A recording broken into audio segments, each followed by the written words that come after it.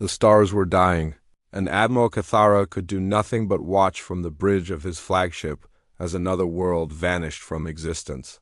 Through the viewscreen, the planet Verlax Prime simply ceased to be, swallowed by writhing shadows that moved like living smoke across the cosmos.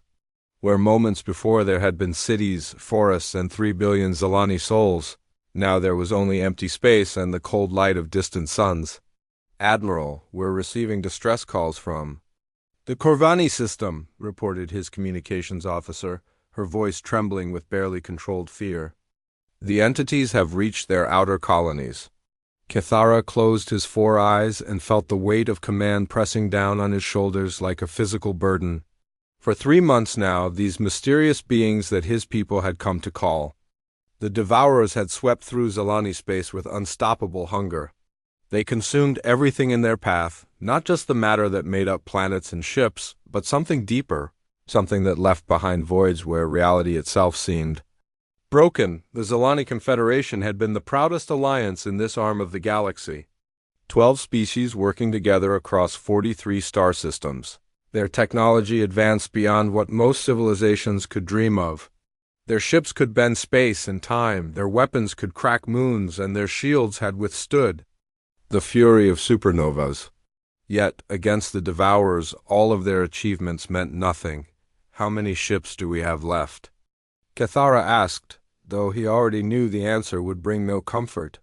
17 vessels, sir," replied Commander Yextal from the tactical station. "Most are damaged, and crew morale is approaching critical levels. 17 ships from a fleet that had once numbered in the thousands." The Admiral remembered the early days of the invasion when they had thrown everything they had at these shadow creatures. Energy beams passed harmlessly through them, kinetic projectiles found no purchase, and even their most exotic weapons seemed to feed the entities rather than harm them. Each battle ended the same way, with Zilani ships torn apart and consumed, while the devourers grew stronger. "Sir, long-range sensors are detecting movement in the sanctuary system," announced the sensor operator, his voice tight with anxiety. "The entities are heading toward our final stronghold, Sanctuary Prime, the last unconquered world of the Confederation, where the remaining population of nearly 4 million souls had gathered in desperate hope. Children who had never known war, elders who remembered when the galaxy seemed infinite and full of promise, scientists and artists and dreamers who represented everything beautiful about Zilani civilization. All of them now trapped on a single world, waiting for the shadows to find them. Cathara had fought in 7 different conflicts during his career, had seen the rise and fall of empires, but never had he felt so helpless. The Zilani had always believed that any problem could be solved through careful study and logical thinking. They were a patient people, content to observe and analyze before acting. But the devourers gave them no time to understand, no opportunity to find a solution. They simply came and consumed and moved on, leaving behind nothing but memories of what had been. Meanwhile, thousands of light years away on a small research station orbiting an unremarkable yellow star, Dr. Elena Rodriguez was having the strangest day of her career. The quantum communicator in her lab had been silent for months, a piece of experimental technology that the Earth Defense Force had installed to monitor for potential alien transmissions. Most of her colleagues thought it was a waste of resources, but Elena had volunteered to maintain it as part of her xenobiology research. She had been cataloging bacterial samples from a recent asteroid survey when the device began to emit a low humming sound. Elena looked up from her microscope, puzzled by the noise. The quantum communicator had never activated before, not once in the 3 years since its installation. She walked over to the device and nearly dropped her coffee when she saw the display screen flickering with incoming data. The transmission was unlike anything in Earth's databases. The signal patterns suggested intelligence, but the mathematics behind them were so advanced that Elena's computer could barely begin to decode the message. What made it even more extraordinary was that it was clearly directed at their specific location, as if whoever sent it knew exactly where to find them. Elena worked for 6 hours straight, running the signal through every translation program available to the research station. Slowly, painfully, words began to emerge from the alien data stream. The message was fragmented and difficult to parse, but certain phrases came through clearly enough to make Elena's hands shake as she typed double quotes dying ... appeared on her screen, followed by ... desperate need, and then ... heard stories of human warfare creativity. The most chilling phrase came near the end of the transmission. ... help us or all perish ... The message continued with coordinates to a location deep in uncharted space, along with technical specifications for their communication system. Elena realized with growing amazement that this was first contact, the moment that humanity had dreamed of for centuries. But instead of a greeting or an invitation to join some galactic community, it was a cry for help from a dying civilization. Elena immediately contacted Captain Jake Morrison aboard the Earth Defense Force battleship New York, which was conducting patrol exercises in the outer system. Jake had been Elena's friend since their academy days, and she knew he would understand the implications of what she had discovered. "Elena, are you absolutely certain this is genuine?" Jake asked over the secure channel, his weathered face serious. On her view screen. "As certain as I can be without actually meeting them," Elena replied, uploading the translated message to his ship's computers. "Jake, they're dying. Whatever this threat is, it's wiping out their entire civilization." Jake studied the data for several minutes, his expression growing more grim as he absorbed the details. "According to this, they've lost dozens of worlds and billions of lives. Elena, this is bigger than anything we've ever dealt with." "They specifically mentioned human creativity in warfare," Elena continued. "Somehow they know about us. They know we exist, and they think we might be able to help them when their own advanced technology has failed." Jake nodded slowly already, making calculations in his mind. "I'll contact Earth Command immediately. This is a decision that goes far beyond my authority." As the two humans worked to process this unprecedented situation, Admiral Cathara stood alone on his bridge, watching the devourers move inexorably toward Sanctuary Prime in desperation. He had authorized Commander Vextal to send that message to the primitive human species they had been monitoring from afar. It violated every protocol of the Confederation, broke treaties that had stood for centuries, but with extinction approaching, protocols seemed less important than survival. The humans were young and violent, barely capable of interstellar travel, but they had one quality that the Zilani had observed with both fascination and concern. When faced with impossible odds, humans did not retreat into careful analysis and logical planning. They did something unexpected, something that often made no sense until it worked. The Zilani called it madness, but they had run out of logical options. Now, all Cathara could do was wait and hope that human madness might succeed where Zilani wisdom had failed. Captain Jake Morrison stared at the holographic display showing the alien transmission data, his mind racing through the implications of what Elena had discovered. The bridge of the New York hummed with quiet activity as his crew worked to verify the authenticity of the message, but Jake already knew in his gut that this was real. After 3 hours of analysis, every test confirmed what Elena had told him. Somewhere in the depths of space, an entire civilization was crying out for help. "Captain, incoming priority transmission from Earth Command," announced Lieutenant Ben Carter from the communications station. The young officer's voice carried a note of excitement that Jake understood completely. This was the moment every person in the Earth Defense Force had trained for without really believing it would happen. The main view screen flickered to life, showing Admiral Patricia Wells in her office at EDF headquarters. Behind her, Jake could see the controlled chaos of the command center as dozens of personnel worked to coordinate humanity's response to first contact. Admiral Wells had been Jake's mentor during his early career, and he could read the mixture of excitement and concern in her weathered features. "Captain Morrison, I've reviewed Dr. Rodriguez's findings and the preliminary analysis from your science team," Admiral Wells began without preamble. "The Earth Council has been in emergency session for the past 2 hours, and we've reached a unanimous decision. We're going to help them." Jake felt a surge of pride in his species. The decision had been made not because humanity sought glory or recognition from galactic civilization, but simply because people were dying and Earth had the power to try to help. It was exactly the kind of response that made him proud to wear the EDF uniform. "What are your orders, Admiral?" Jake asked, already knowing that his ship would be at the center of whatever plan Earth Command had developed. "You'll be leading a task force to make contact with these Zilani and assess the threat they're facing," Admiral Wells replied. "We're assembling 3 ships for the mission, your New York, the carrier Boston under Commander Tony Blake, and the experimental vessel Phoenix with Dr. Lisa Park's research team. Your departure window opens in 18 hours.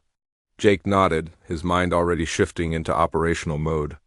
The New York was a solid battleship with experienced crew, while the Boston carried humanity's most advanced fighter squadrons. The Phoenix was more interesting, a prototype vessel designed to test new theories about space combat and equipped with experimental technologies that existed nowhere else in human space. "Admiral, what do we know about this enemy they're facing?" Jake asked. "The transmission mentioned that conventional weapons are ineffective."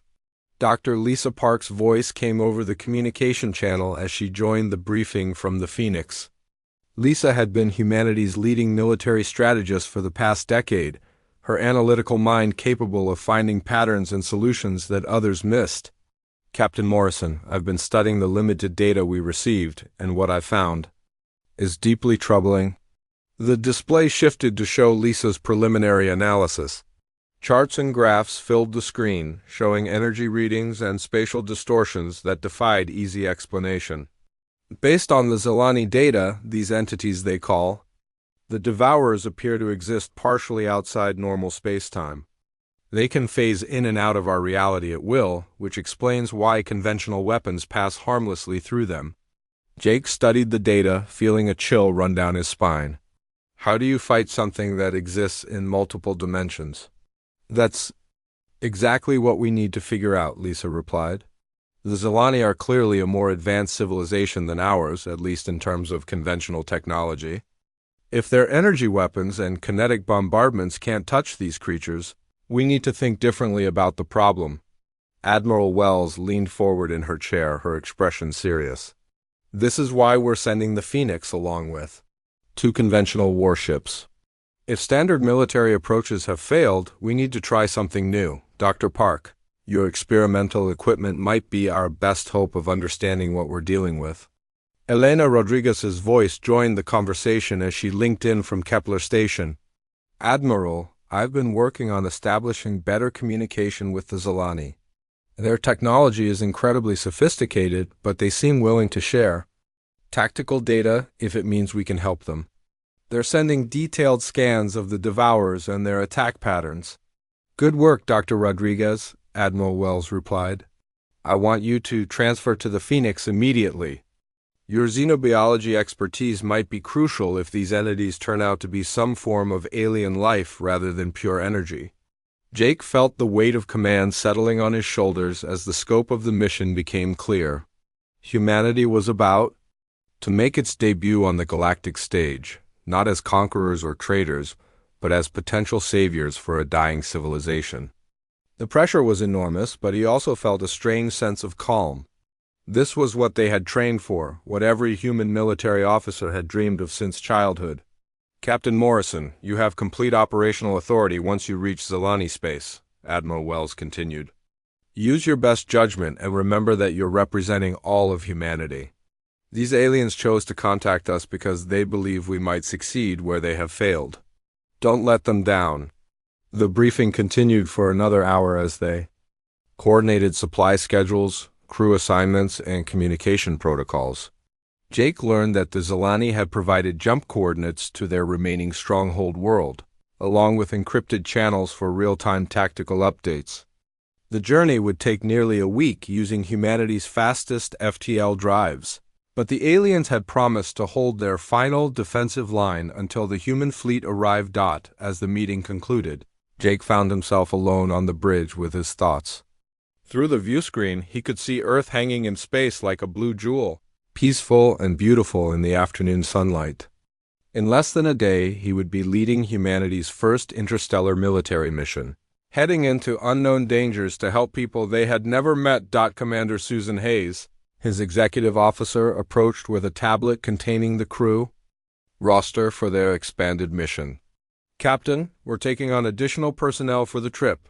Dr. Emma Walsh from the physics department, along with a full xenobiology team. The ship's going to be crowded, but everyone's volunteering for the assignment. Jake smiled at that. Of course they were volunteering.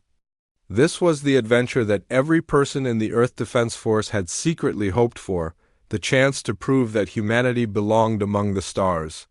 Make sure everyone understands the risks, Susan. We're heading into a war zone against an enemy we don't understand, and there's no guarantee we'll find a way to help.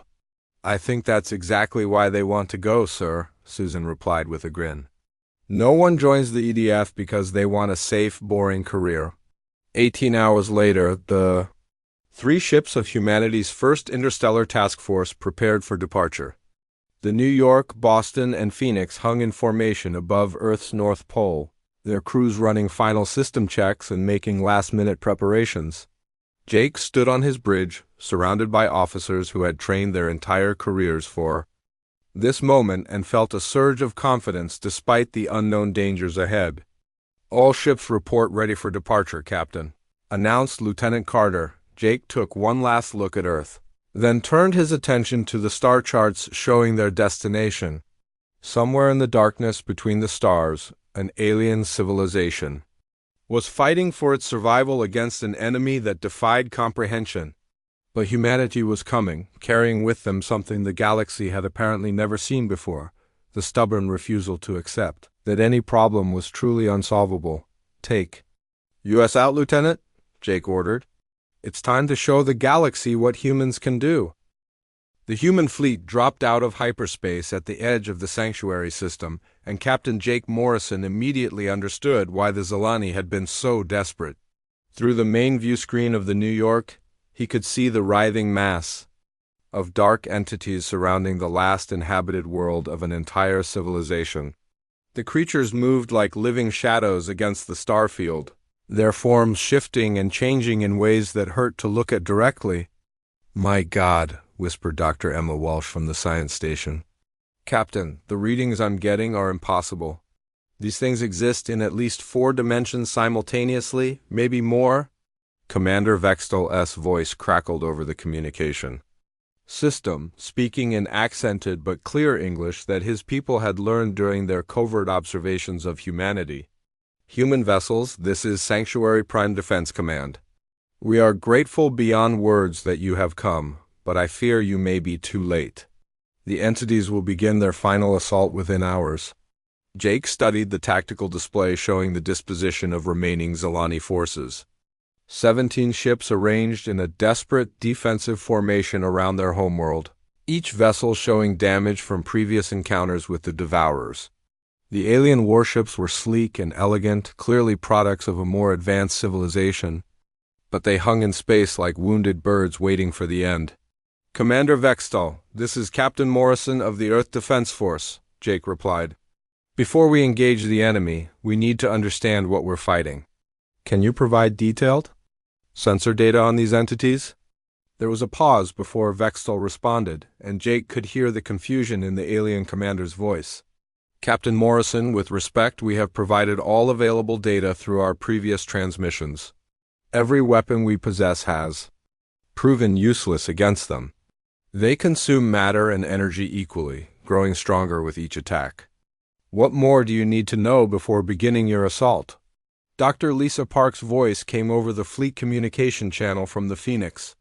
"Commander Vextel, we're not here to assault anything. We're here to study and understand human military. Doctrine emphasizes knowing your enemy before engaging." Jake could practically feel the bewilderment radiating from the Zilani commander. Here was his civilization's last hope, 3 small human vessels facing an enemy that had destroyed hundreds of worlds, and instead of charging into battle, they wanted to take time for research. From the Zilani perspective, it must have seemed like madness. "All ships maintain defensive positions and begin intensive scanning of the entities," Jake ordered. Dr. Walsh, I want every sensor we have focused on those creatures. Dr. Park, coordinate with the Phoenix team and see if your experimental equipment can tell us anything new.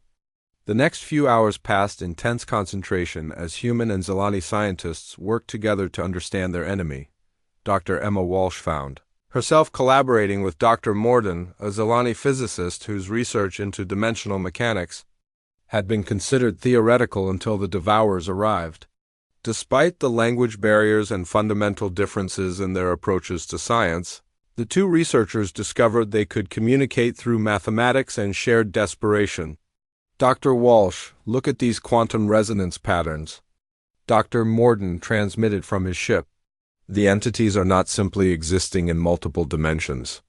They are bleeding through from somewhere else, like refugees fleeing from something even worse. Emma studied the data streaming across her displays, her excitement growing despite the dire circumstances.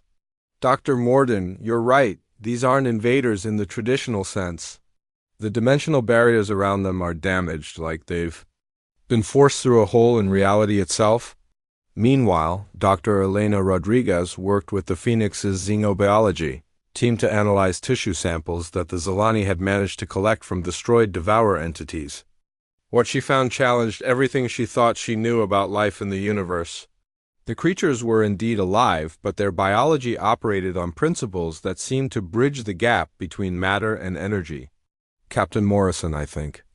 We've been approaching this all wrong, Elena reported over the fleet channel. These entities aren't malicious predators. They're in pain. The way they consume matter isn't feeding behavior. It's more like a desperate attempt to stabilize their existence in our dimension. Jake felt the pieces of a puzzle beginning to come together in his mind. Are you saying they don't want to be here? That's exactly what I'm saying, Elena replied. Every indication suggests they're trapped in our reality and destroying everything they touch simply by existing here. They're probably just as desperate as the Zilani, but in a different way. Dr. Park's voice joined the conversation from the Phoenix Bridge. If Elena's right, then we're not looking at a military problem at all. We're looking at a refugee crisis on a cosmic scale. Commander Vextal's response was immediate and heated. Dr. Park, these creatures have murdered billions of my people. Whatever their intentions, they must be stopped before they consume what remains of our civilization. Jake understood the Zilani commander's position completely. When your people were dying, the motivations of the killers mattered less than stopping the killing. But if the humans were right about the nature of the devourers, then traditional military solutions would continue to fail just as they had for the Zilani. Commander Vextal, what if we could find a way to help them return to where they came from? Jake asked. If these entities are refugees fleeing from a collapsing dimension, maybe we can give them a safe place to exist without destroying our reality. The silence that followed Jake's suggestion stretched for nearly a full minute. When Vextal finally responded, his voice carried a mixture of hope and disbelief. Captain Morrison, are you suggesting we negotiate with these creatures? Even if such a thing were possible, how would we communicate with beings that exist partially outside our dimension? Dr. Walsh looked up from her sensor readings with growing excitement. Commander Vextal, the entities have been trying to communicate. These gravitational wave patterns we've been detecting aren't random. They're structured like a language based on space-time distortions instead of sound or electromagnetic radiation. Elena Rodriguez found herself holding her breath as the implications sank in. If we could decode their communication method, we might be able to establish contact. Maybe we could find out what they're running from and help them find a solution that doesn't involve destroying entire worlds. Jake made the decision that would define humanity's first contact with galactic civilization. Instead of charging into battle against an incomprehensible enemy, he chose to try something that the galaxy had apparently never attempted, talking to the monsters. All ships maintain defensive positions but do not engage unless directly attacked, Jake ordered. Dr. Walsh, work with Dr. Morden to decode those gravitational patterns. Dr. Park, prepare your dimensional equipment for possible communication attempts. If these entities are refugees, then maybe it's time someone offered them asylum. As the Human and Zelani teams worked feverishly to establish communication with the devourers. None of them noticed the subtle changes beginning to occur in the entity's behavior. The writhing shadows that had been slowly closing in on Sanctuary Prime suddenly slowed their advance, as if sensing that something fundamental had changed in the nature of their conflict. For the first time in 3 months of terror and destruction, someone was trying to understand them rather than destroy them.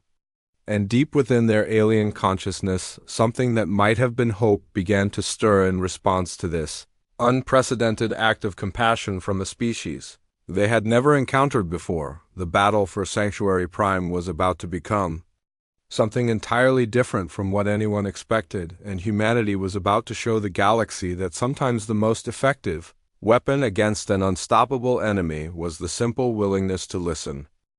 Dr. Emma Walsh felt her hands trembling as she worked to decode the gravitational wave patterns emanating from the devourers. For 18 hours straight, she had been collaborating with Dr. Morden and the combined scientific teams of both fleets, trying to crack what might be the most important communication breakthrough in galactic history.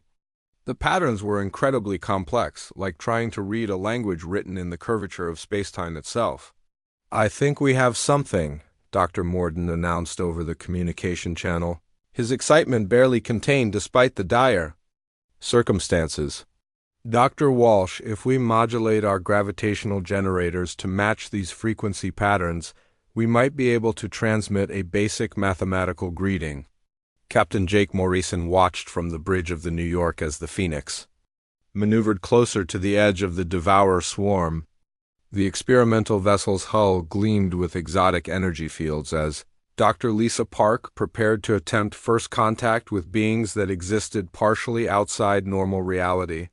Every person in both fleets understood that they were about to witness history, assuming they survived long enough to tell anyone about it.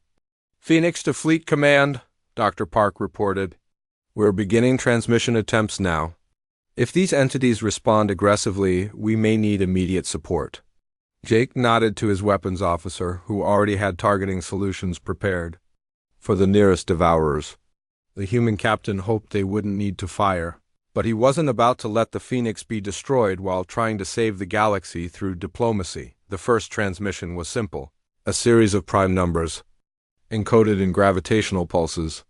For several minutes, nothing happened except the continued slow approach of the devourers toward Sanctuary Prime. Then suddenly, the nearest entity stopped moving entirely and began generating its own gravitational waves in response.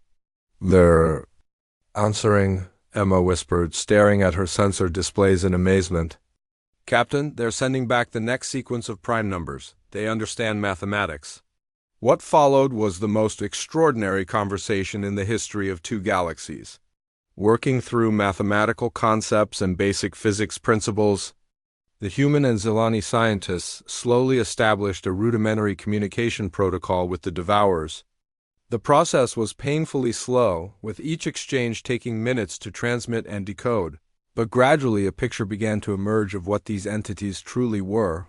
Elena Rodriguez found herself crying as the translation systems began to render the aliens' messages into recognizable concepts. The devourers weren't malicious invaders seeking conquest or resources. They were survivors from a parallel dimension where the fundamental forces of reality were collapsing, forcing them to flee into the only refuge they could find, the normal universe that humanity and the Zelani called home. "Captain Morrison, you need to hear this," Elena called from her station. "They're saying their dimension is being consumed by something they call the void. It's not just destroying matter and energy, it's erasing the basic laws of physics themselves. They escaped into our reality because it was the only place they could continue to exist." Commander Vextal's voice came over the fleet channel, still tinged with suspicion despite the breakthrough. "If that's true, why are they destroying our worlds? They've killed billions of innocent people." The answer came through the translation matrix minutes later, and it was more heartbreaking than anyone had expected. The devourers explained that their very existence in normal spacetime caused reality distortions that they couldn't control. They had tried to warn the species they encountered, but their attempts at communication had been misunderstood as attacks. Every world they had consumed had been an accident born of their desperate attempts to find a stable place to exist. Dr. Park studied the data, streaming from her instruments, and felt a solution beginning to form in her mind. Captain Morrison, what if we could create an artificial pocket dimension? Something stable enough for the devourers to inhabit without damaging our reality? Jake looked at the physicist with a mixture of admiration and concern. Is that even possible with our current technology? The Phoenix was designed to test dimensional manipulation theories, Lisa replied. We have experimental equipment that might work, but the power requirements would be enormous. We'd need to sacrifice significant ship resources to generate the necessary field strength. As the human scientists worked frantically to design a dimensional refuge, the devourers continued their slow approach toward Sanctuary Prime, but something had changed in their behavior since. Communication had been established. Their movements seemed less aggressive, more like the actions of desperate beings seeking shelter rather than predators hunting prey. Commander Tony Blake of the Boston made the first crucial sacrifice. Captain Morrison, my carrier's power core can be overloaded to provide the energy surge Dr. Park needs for the dimensional field generator. It'll destroy my ship, but it might give us the boost required to create a stable pocket dimension. Jake felt a wave of pride in his fellow officer's willingness to sacrifice everything for the mission. Tony, are you certain about this? There has to be another way. Sir, my crew and I didn't come out here to play it safe, Tony replied with characteristic determination. If destroying the Boston gives these refugees a home and saves the Zilani civilization, then that's a trade worth making. The next few hours became a desperate race against time as the combined human and Zilani fleets worked to implement an impossible solution. The Phoenix pushed its experimental systems far beyond safe operating parameters while the Boston prepared for a controlled sacrifice that would either save two civilizations or destroy everyone in the system. Dr. Walsh coordinated with Dr. Morden to calculate the precise dimensional frequencies needed for a stable pocket universe, while Elena Rodriguez worked with the devourers themselves to understand exactly what kind of environment they needed to exist safely. The alien entities provided crucial data about their dimensional requirements, proving their genuine desire to find a peaceful solution. When the moment came to activate the dimensional generator, every person in both fleets held their breath. The Phoenix's hull began to glow with energies that had never been harnessed on such a scale, while the Boston's power core built toward critical overload. Space itself began to ripple around the experimental vessel as reality bent under the stress of the artificial dimensional field. Then something unexpected happened. Instead of fleeing into the newly created pocket dimension, the nearest devourer approached the Phoenix and began adding its own dimensional energies to the field generation process. The alien entity was helping them create the very refuge that would save both their species from mutual destruction. Captain, the dimensional field is stabilizing, Dr. Park reported with wonder in her voice. But it's not just our technology doing it. The devourers are actively assisting with the field generation. They're using their natural dimensional abilities to strengthen what we've created. Jake watched as more of the devourers joined the first entity in reinforcing the pocket dimension. Instead of enemies working toward mutual annihilation, humans, Zilani, and devourers had become partners in an unprecedented act of interspecies cooperation. The artificial pocket dimension took shape as a stable bubble of altered spacetime where the devourers could exist without harming normal matter. But as the refugees began to migrate into their new home, they did something that no one had expected. They began to share their advanced knowledge of dimensional physics with their rescuers. Commander Vextel's voice carried amazement as he watched the data streaming from the devourers into Zilani computer systems. Captain Morrison, they're giving us scientific information that could advance our civilization by thousands of years. Technology for dimensional travel, energy manipulation, physics principles we never imagined possible. Jake smiled as he realized that humanity had not only prevented a galactic catastrophe but had also helped forge The first truly cooperative alliance between species from different dimensions. The battle for Sanctuary Prime had become something far more important than a military victory. It had become the foundation for a new kind of civilization where understanding triumphed over fear. 6 months after the crisis at Sanctuary Prime, Captain Jake Morrison stood on the observation deck of the newly constructed Station Hope's Dawn, watching construction ships from 3 different dimensions working together to build the galaxy's first interdimensional research facility. The sight still amazed him, human vessels working alongside elegant Zilani craft while devourer entities provided dimensional engineering that made the impossible construction project a reality. Admiral Cathara approached from behind, his 4 eyes reflecting the lights of the construction work outside. The Zilani commander had changed dramatically since their first desperate communication, no longer the defeated leader of a dying civilization but a confident partner in the galaxy's newest alliance. Captain Morrison, the Earth Council's representatives, will arrive tomorrow for the formal signing of the cooperation accords. Are you prepared for your new responsibilities? Jake smiled at his alien colleague, still finding it remarkable how easily they had learned to work together. As prepared as anyone can be for commanding the first joint human Zilani devourer fleet in history. Admiral, 6 months ago we were strangers fighting for survival. Now we're planning expeditions to explore parallel universes. The transformation had been extraordinary to witness.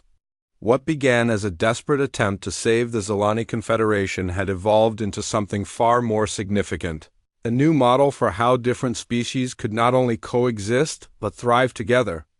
The dimensional sanctuaries created for the devourers had become gateways to scientific discoveries that revolutionized understanding of physics, biology, and the very nature of reality itself. Dr. Elena Rodriguez emerged from the station's central laboratory, her face glowing with excitement despite the long hours she had been working. As the director of the Galactic Cooperation Institute, she had overseen the integration of knowledge from all 3 species, creating research programs that none of them could have achieved alone. Jake, you have to see what the joint biology team has discovered.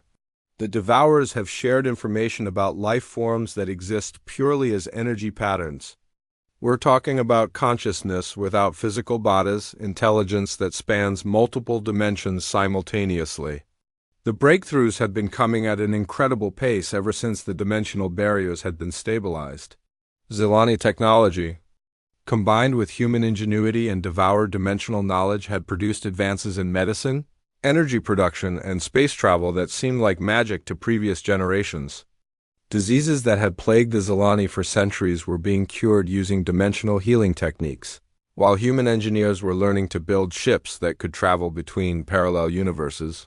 Commander Vextol joined them on the observation deck, his expression showing the wonder that had become common among his people as they witnessed the rebirth of their civilization.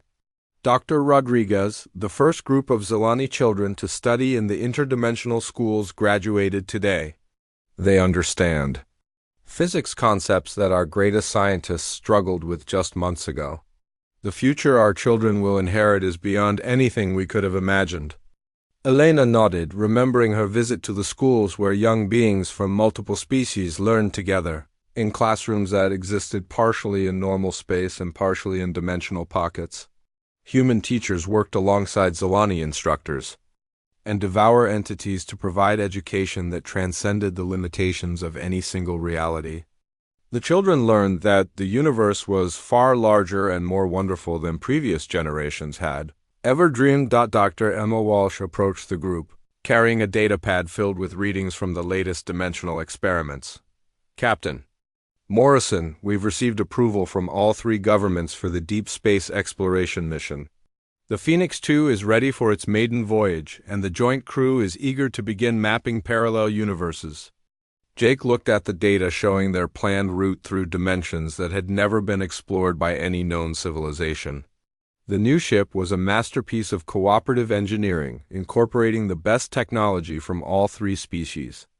Its human crew would work alongside Zilani scientists and devourer navigators to explore realities where the laws of physics operated in completely different ways. Dr. Lisa Park's voice came over the station's communication system from her new laboratory in the Dimensional Research Wing. Captain Morrison, I have an update on the Void Monitoring Project. The Devourers have confirmed that the collapse in their original dimension has stopped spreading. Our dimensional stabilization techniques are actually beginning to repair the damage that forced them to flee in the first place. The news brought smiles to everyone on the observation deck. Not only had they saved the Zelani Confederation and found homes for the Devourers, but they were actually healing the cosmic disaster that had started the entire crisis. It was the kind of solution that seemed impossible until humans decided to try it anyway. Admiral Cathara studied the construction work outside with obvious satisfaction. Captain Morrison, when my people first contacted yours, we were desperate beings clinging to false hope.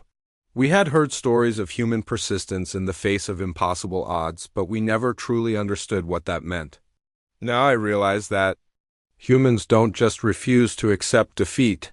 You refuse to accept that any problem cannot be solved if enough beings work together to find an answer. Jake felt a surge of pride not just in humanity, but in all three species working together. Admiral, I think what we've learned is that the universe is full of problems that seem impossible until you find the right partners to help solve them. The Zelani brought scientific knowledge, the Devourers contributed dimensional expertise, and humans provided the stubborn belief that every challenge has a solution waiting to be discovered. Commander Tony Blake joined them from the rebuilt carrier Boston II. His new ship incorporating both human design principles and alien technologies that made it capable of operations across multiple dimensions. Captain Morrison, the Joint Patrol. Fleet reports all dimensional barriers are stable and communication with Devourer communities is proceeding smoothly. It's hard to believe that 6 months ago we thought we were heading into a war against unstoppable monsters. Elena Rodriguez looked out at the busy construction site where beings from different realities work side by side to build a better future. Tony, I think that's the most important lesson we've learned. There are no monsters, only beings we haven't learned to understand yet. When the Zelani faced the Devourers, they saw enemies because that's all their experience had taught them to see. When humans arrived, we saw refugees because we chose to look deeper than the surface. Dr. Walsh consulted her datapad and smiled at the readings showing dimensional stability across the entire system. The long-range sensors are detecting interest from other galactic civilizations. Word is spreading about our cooperative alliance, and several species have requested permission to send diplomatic missions to study our methods. Jake nodded, knowing that their success had attracted attention from across the galaxy.